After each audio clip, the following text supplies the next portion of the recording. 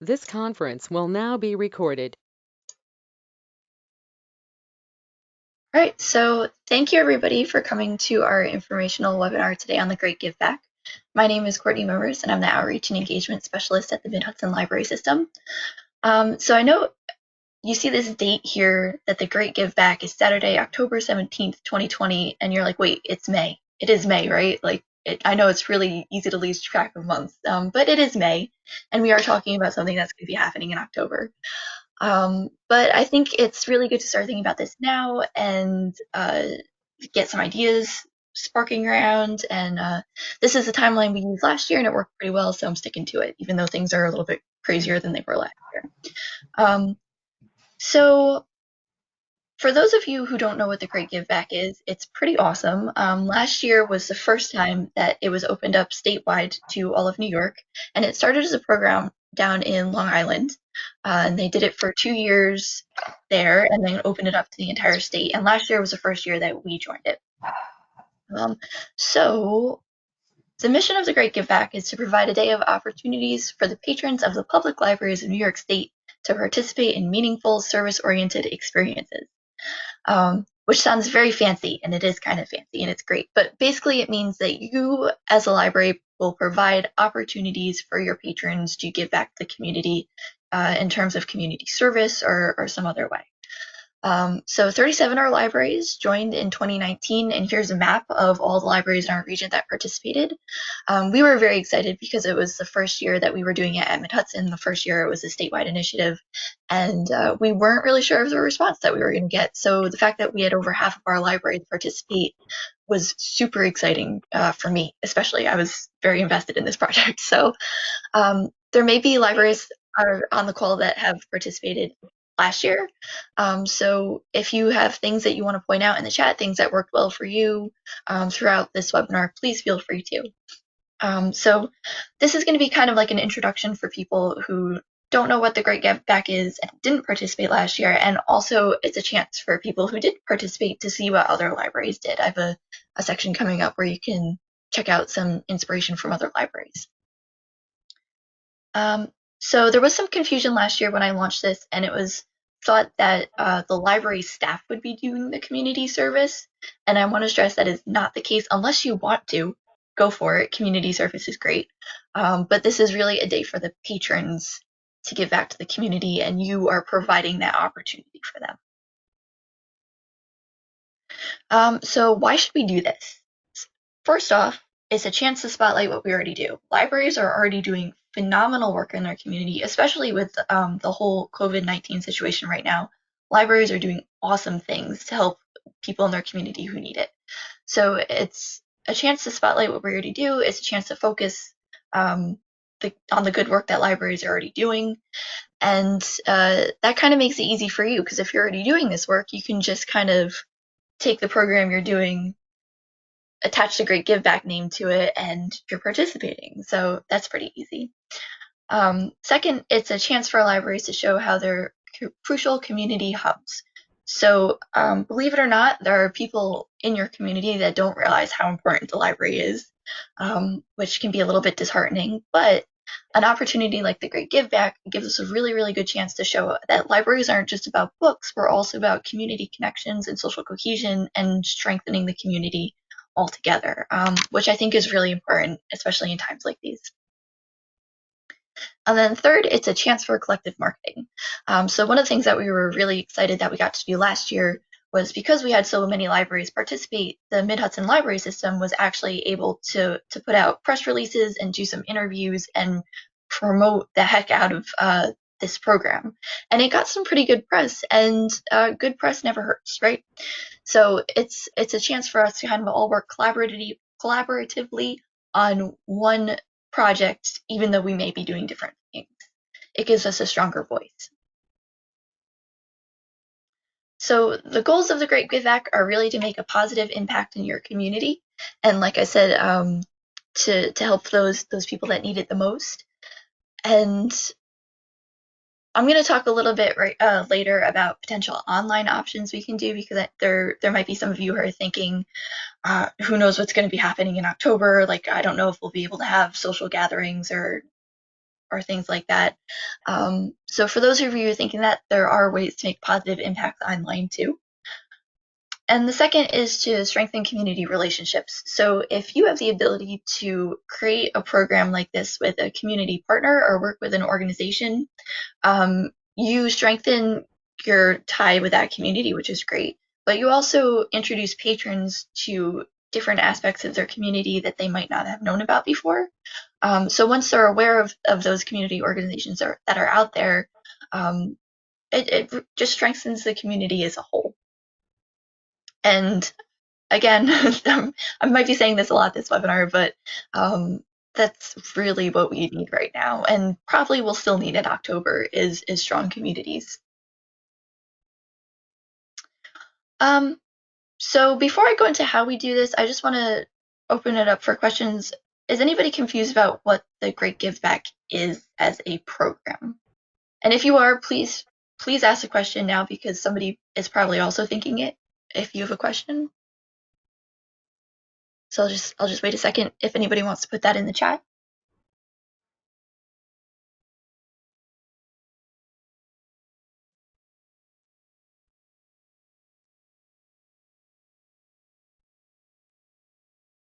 All right, if there's no questions yet, then we'll keep moving forward. So how we do this, basically there's 3 levels of different programming that you can do. The first is a passive program, which is a small program that you may already run. This is kind of like the easiest level. It doesn't involve too much extra work, any really extra activity. It's basically something that you already do, and you're just attaching the Great Give Back name onto it. This could also be something like a collection of food for local food pantries, a collection of clothing or personal hygiene products for local shelters. So this is basically something that you could run throughout the entire month, even though the Great Give Back is technically one Saturday in October.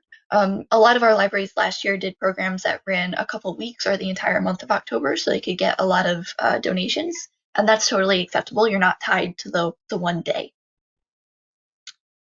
Level 2 programming is a library-wide event where you have something that kind of takes up the whole library. There's multiple staff members involved. It's probably a specific event on a specific day.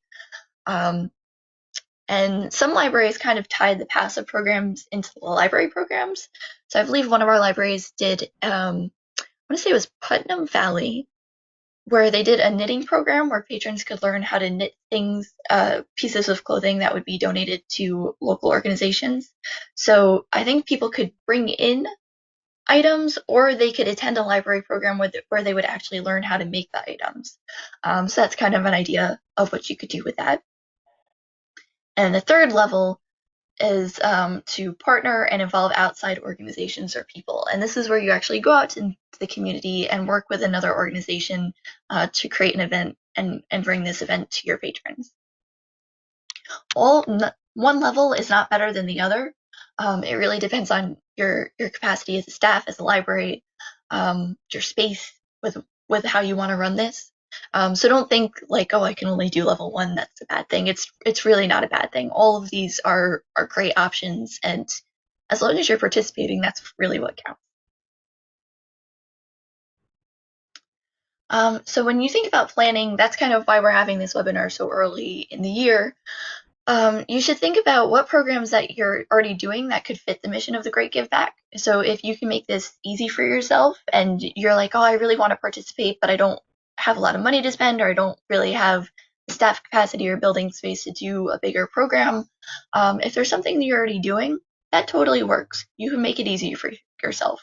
It doesn't need to be a big elaborate program that involves tons of coordination. You can keep it simple, and simple can be very effective.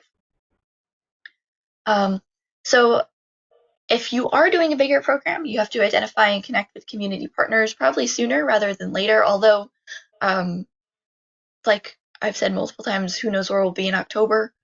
But it's a good idea to start looking around your community now, see what areas kind of need help, what organizations would probably appreciate your partnership.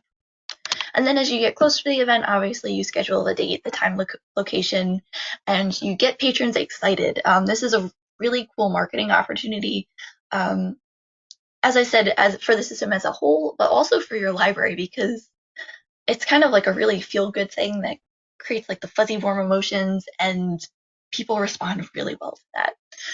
So if you can get your patrons excited about it, do like a long-term marketing uh, like event, that would be really great. But that can be one of the challenges is marketing, and you need to find the best ways to reach people who are not your regular library users in your community. So kind of one of the goals of the Great Give Back is to provide patrons this opportunity, right? But you have to remember that your patrons aren't just the people that walk into your library facility, or used to before they were closed, but may not be like your regular normal library users that use library resources all the time, whether it's once a week, once a month, every couple of months. But really, your patrons are everybody that is part of your community that you serve. So you really want to find ways to reach out to these people that may not use your library resources, um, or may not have uh, been exposed to what the library is doing recently, may not be on your email list. So a really good way to do that is if you're working with a community partner is to ask them to help you advertise it. Kind of get creative, do press releases, reach out to your local newspapers, radio stations, and just ask for a ton of help promoting the event. And we'll have more information on this as we move closer to the day of the Great Give Back. I believe sometime in July there should be more information about marketing that you might find helpful. And really, other challenges depend on the size of your program. If you're doing a collection program for donations, um, it's pretty easy. You put it in a box, you promote it, you market it, and people donate stuff. If you're doing a more involved event like a cleanup day, then there's a lot more coordination with organizations in your town that need to happen. So other challenges really depend on how far you want to take it. Courtney, Yes. somebody was just asking whether this was a piggyback or replacement option for the National Make a Difference Day for community volunteering. No, I Question, believe it's I think something this, totally separate. okay, it seems to be a United Way program, but this is completely separate and self-contained.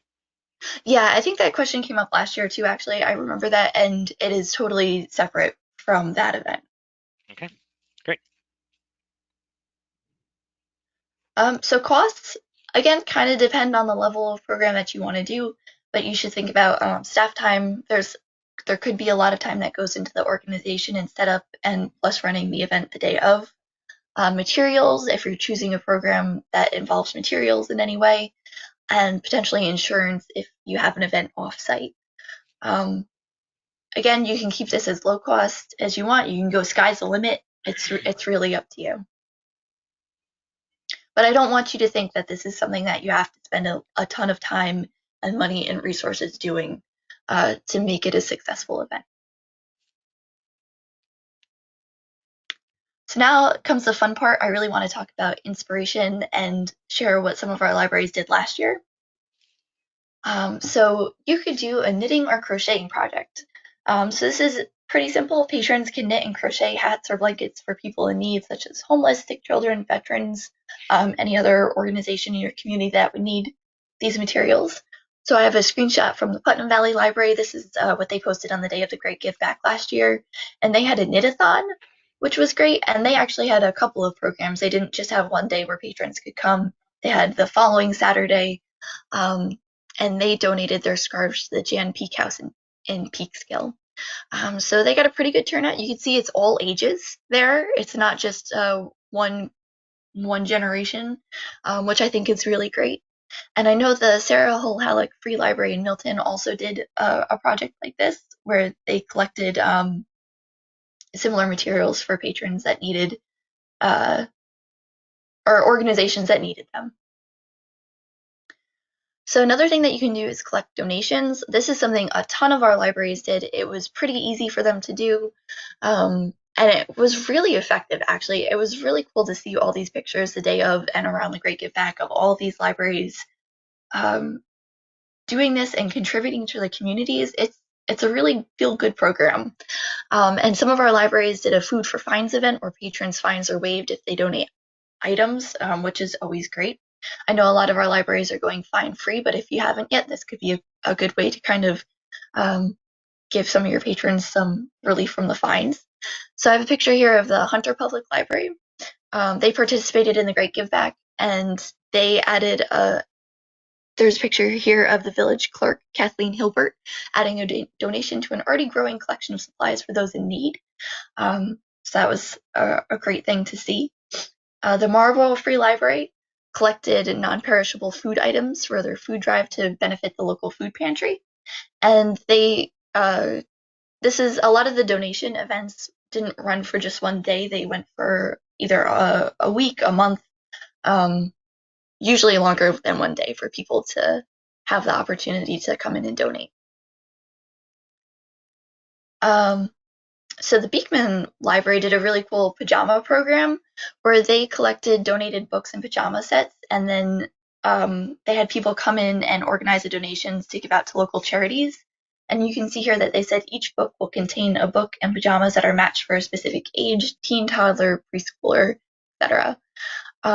So I thought this was a really great idea because you're pairing clothing items that people might need along with books to promote literacy, and that seems like a very appropriate thing for a library to do. So I really like this idea from the Beekman Library. A couple of our libraries did cards for veterans or seniors. So at the Phoenicia Library, they did Operation Gratitude, where the patrons could come and make cards and letters for new recruits in the armed forces. And they also did letters to the elderly, which was people can make cards and letters for people who are living in nursing homes. So you see lots of smiling faces there, lots of cards made. And they also had a music event, I believe, that was joined to the Great Give Back event, so patrons could come, make the cards, and then listen to some music, which I thought was nice. And the Mayapack Library, they made cards for troops overseas. And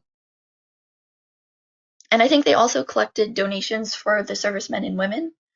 So this is, again, something pretty easy that you can do. You can do a collection of items throughout the month, the week, whichever you want to do. And then if some libraries like Mayapack did an event at the end where people could come and do something extra. So you can see this beautiful card here was made. The Kinderhook Library did a really cool thing where they recruited teen volunteers to assemble care packages for soldiers overseas.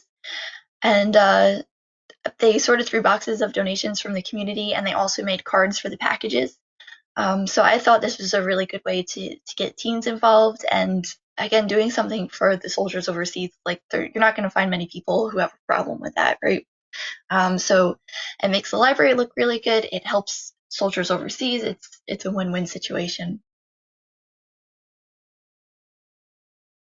Pet adoption events. There was a couple of pet adoption events that were held this year at the Patterson Library, the Pleasant Valley Library, and the Tivoli Library.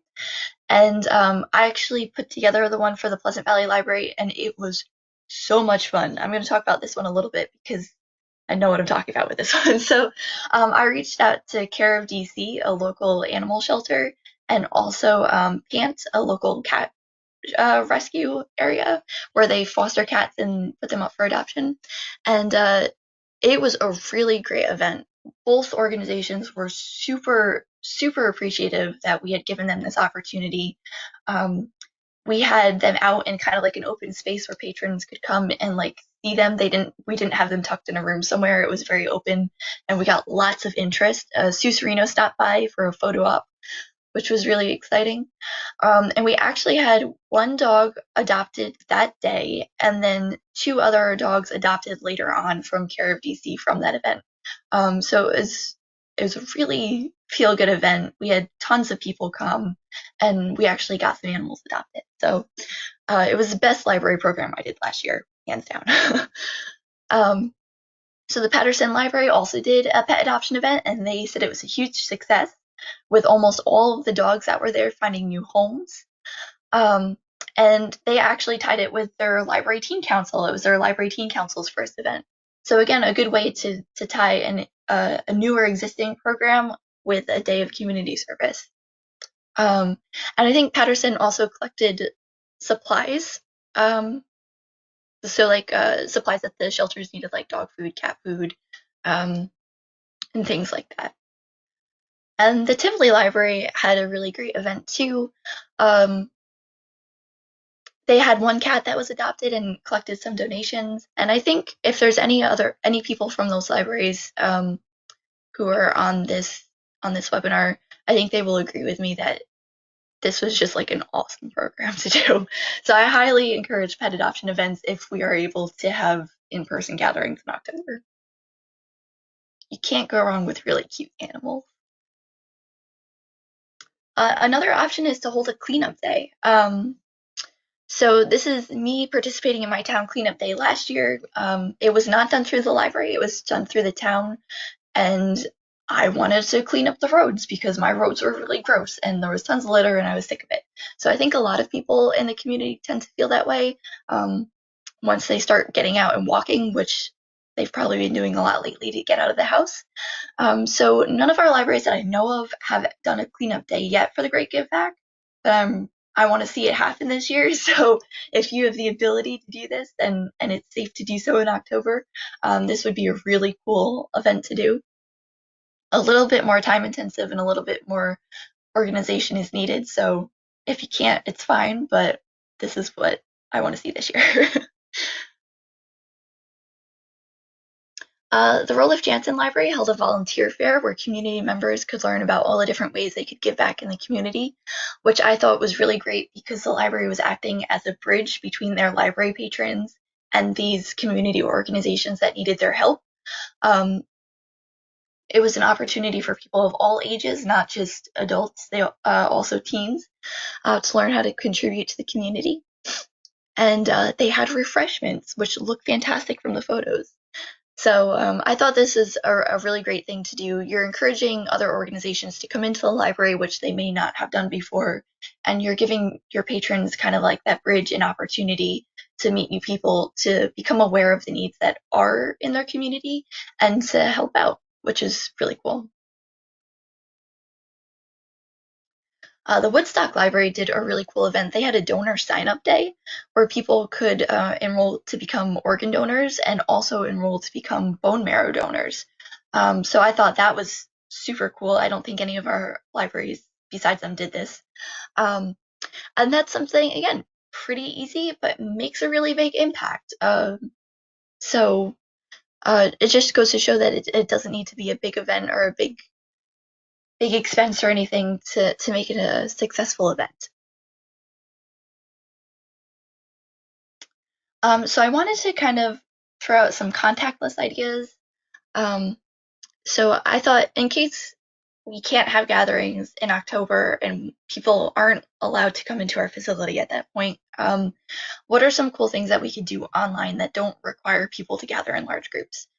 So a couple of ideas that I saw were an online pet adoption event where you can feature photos of animals who are up for adoption on your website and social media and kind of spread the word. So not as fun as having cute animals in the library, but could still be very effective. And I've also seen some libraries starting to do an Adopt a Senior program, not to be confused with the Adopt a graduating high school senior, but in this case, they would adopt a senior citizen and either write letters to them or call to check in on them. And I thought that was great because I think in many of our communities, we have an aging population, and a lot of them can experience loneliness.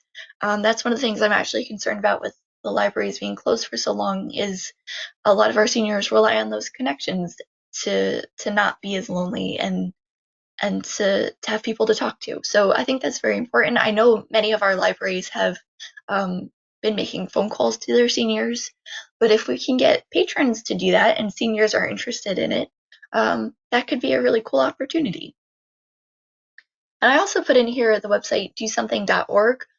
They are a great resource for, it's generally geared towards teen community service opportunities, but they have things from like share tips on safe driving with your friends to encourage your friends to register to vote. And that's a lot of stuff that can be done online and is really just teens telling other teens about important things that they can do to make a difference. So I kind of wanted to open it up here a little bit and ask, what else? Does anybody have any ideas right now that they're thinking of that they could do online for the Great Give Back? I know it's kind of a lot to think about now because you might have just learned about it, but if anybody has some ideas, please share because I think this is going to be an important thing for our libraries to think about moving forward with this.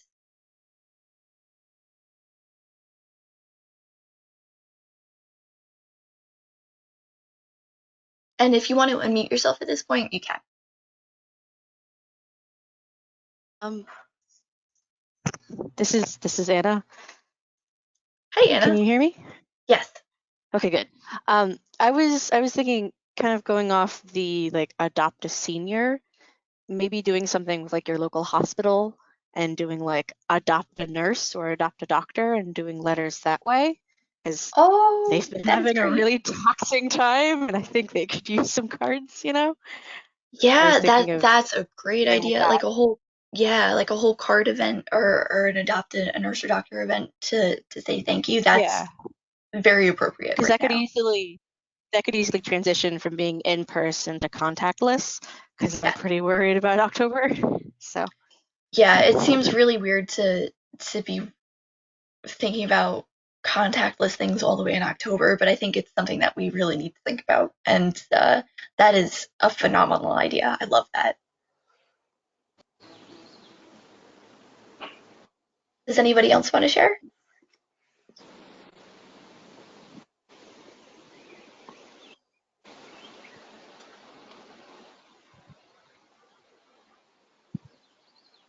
All right, so if you don't have any ideas now, we have plenty of time to start thinking about it. We got a couple months. And we'll see what October brings.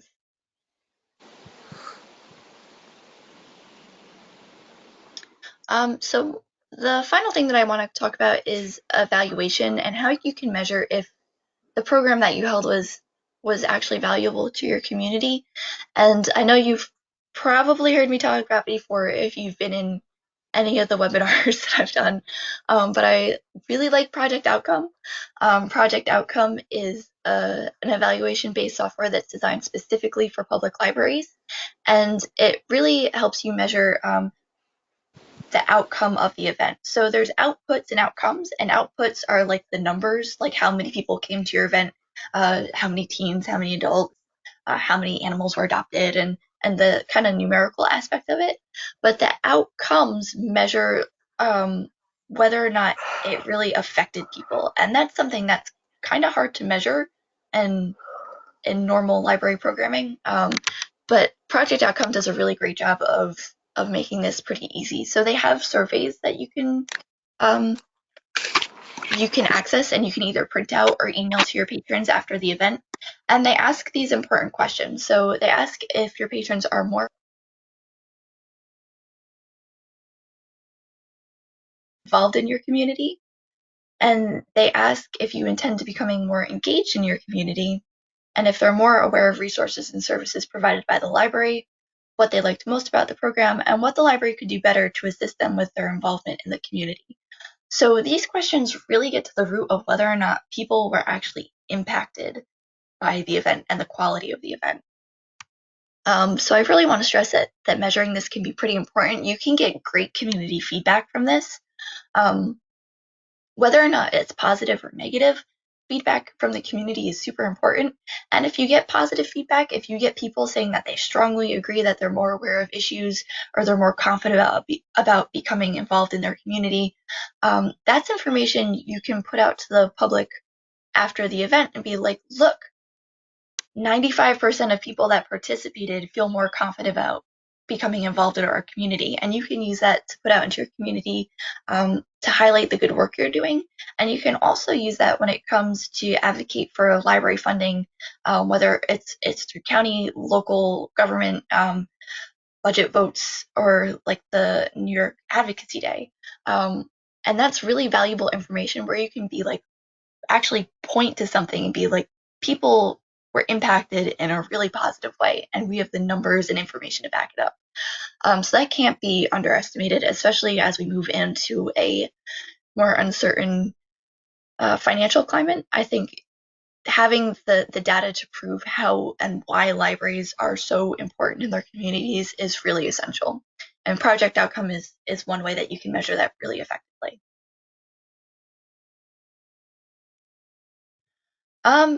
So I want to open it up for questions, for comments. If you have things that you want to talk about, if you participated in the Great Give Back last year and you want to share your thoughts with others who may not have participated last year, please feel free to unmute yourself and chime in.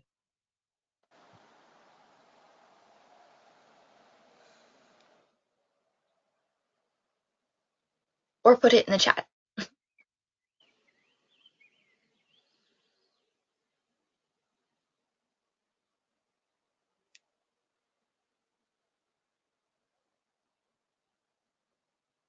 Are there any libraries that are on the webinar that have participated in the Great Give Back in the past and are thinking of doing a different program this year?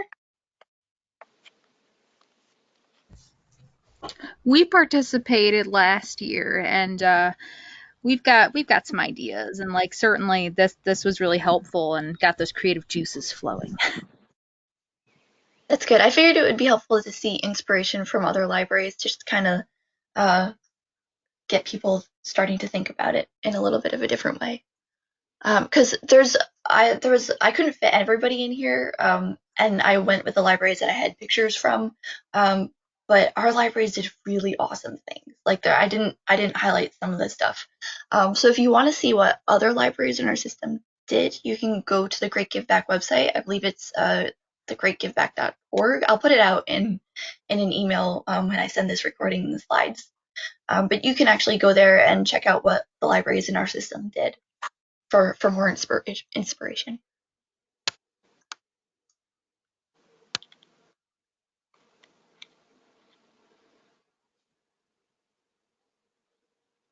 Some of the people in our friends group in Cairo are part of the Peacemakers quilt making group, and we might do something with them. Last year we collected food for animals, pets, for a shelter. That sounds really cool. It sounds like a cool opportunity to connect with a group that your library already has connections to and kind of strengthen that relationship. That's always a good thing. I think in the past the Peacemakers have made a quilt for a children's ward in a hospital. And kids have contributed to the quilt with fabric squares. Oh, that sounds great. So it'd be like a community quilting project. That sounds fantastic. Yeah, I just thought of it, so I don't know if we'll actually do it. I won't hold you to it, don't worry, but I think it's a good idea.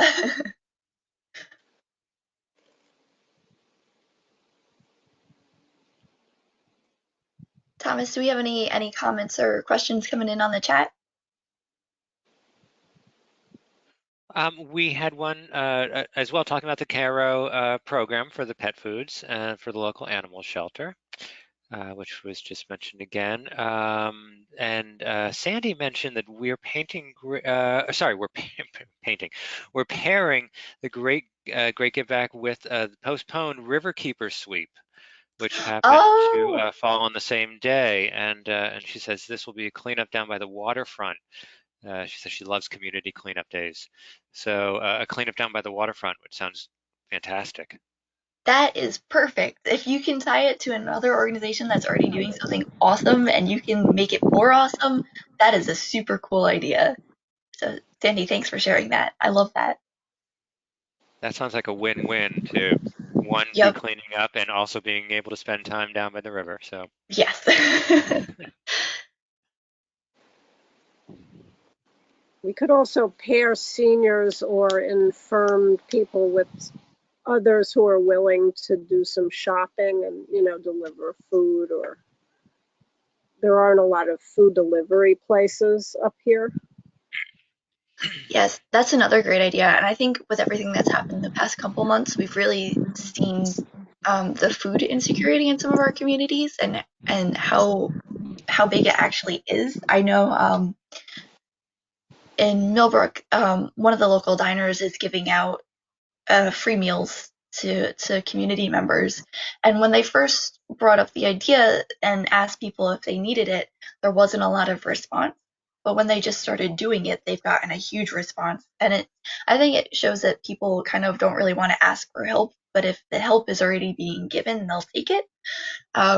So I think, especially for our seniors, whether or not it's not safe for them to go to the grocery stores in October, or even if it's difficult for them, that could be a really great program to run. Courtney, Carol from Kent was wondering about the date. So the date is October 17th. Yep. Is it locked into the 17th? What if they wanted to do something on the 15th or the 16th instead? Can that still be paired up with this program?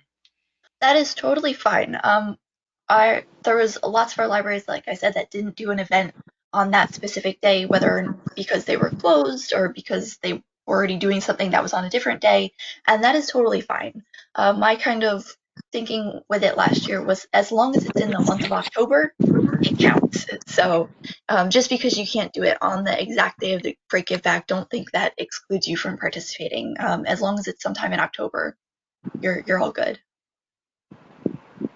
Great. And also, Jewel is saying that their Big Read program focuses on Lab Girl, which I'm unfamiliar with, but it seems to be a book about trees, soil, and science, and that will run the month of October. And she can see a potential to incorporate some environmental work, planting trees, etc., to give back.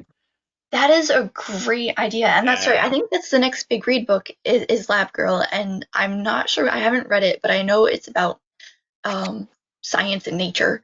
So that could be a really good opportunity to get your community reading and also doing great things for where they live. So that is a great idea.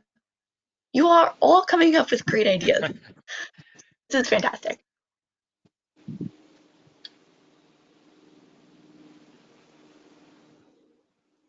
Does anybody else have any ideas or thoughts that they want to share?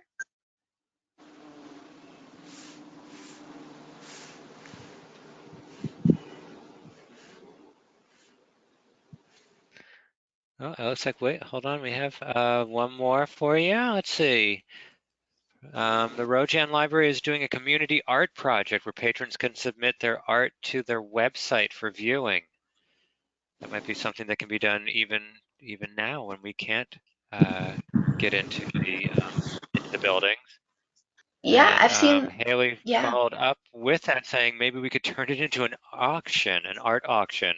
So patrons posting artwork and then having it in art auction as well. that sounds like a great idea, and you could put the proceeds of it to like a local organization and raise money for a charity. That would be Indeed. very cool. And I know I've seen a couple of libraries doing like art collection things right now where they're collecting artwork from people in our community. There are some talented people in the Hudson Valley. Like I've been checking out the artwork and it's stunning. So I think that's a cool way to spotlight local talent and also help out a local organization. And help out local artists who also gets people Exactly. doing artwork who, gives people an activity to do, which, I mean, I know a lot of people right now are looking for projects. Yep. Getting them involved in producing art is a great way. Yes, definitely. I've started a paint by numbers project, which probably will never be submitted into an auction anywhere, but it's very relaxing. So can encourage people to relax a little bit. Is it a seascape? It's Venice. Oh, well. Let me know. I'll bid on that. Were there any other questions or comments?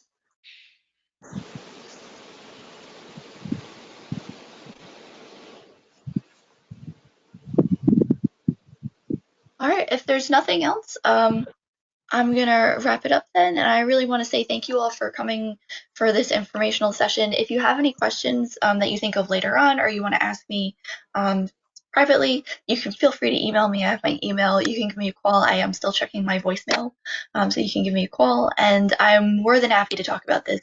It was a really successful program last year, and I think we can make it even better this year. So thank you for coming.